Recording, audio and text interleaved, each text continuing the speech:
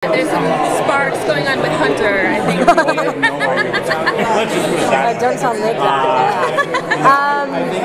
Yeah, no, I think they'd be, his, have you seen episode 5 yet? I've not seen episode 5. Okay, well, let's see.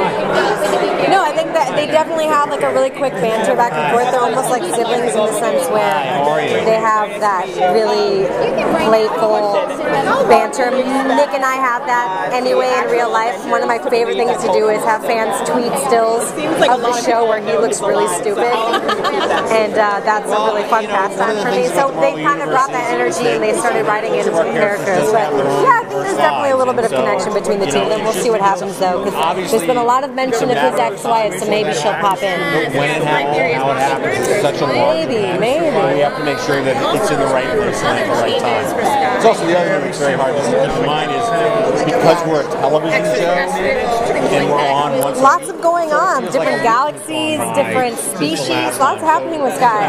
I think about how time actually she's changed so much since season 1. It's been really, really fun playing her this season because she's grown so much, and it's kind of been a nice parallel between my life and her life. At the beginning of the first season, we really all were this ragtag team of people. We didn't know each other as actors, we didn't know each other as a family, and we've kind of grown. And then Shield goes down and Hydra prevails, and it's been really nice to grow as an actress along with the character, as a family as well, on and off screen. So it's been really fun to play.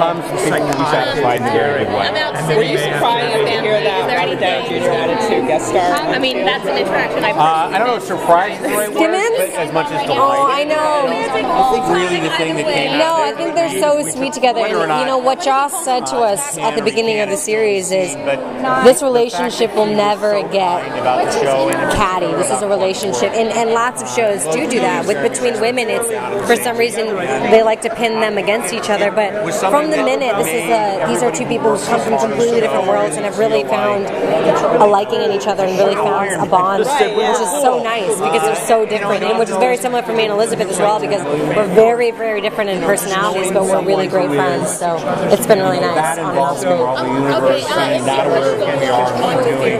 This is something that I think all the showrunners, everyone in the cast, and our crew, which just works tirelessly. I would like to. All right, thanks so much. My pleasure. Marvel hero or villain that you love to be I would love to see her become something that's already been established in a comic book. I don't know what that would be. Every day I pretty much go to them and I'm like, what am I?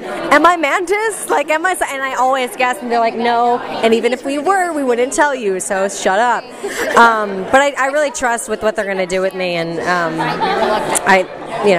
they obviously know what they're doing over there at Marvel, so I kind of trust that. I do have one more question. If you could describe something that's coming up, 6 words or less, what would it be? Lots of drama. That's what I need, Obviously, because it's literally categorized as a drama.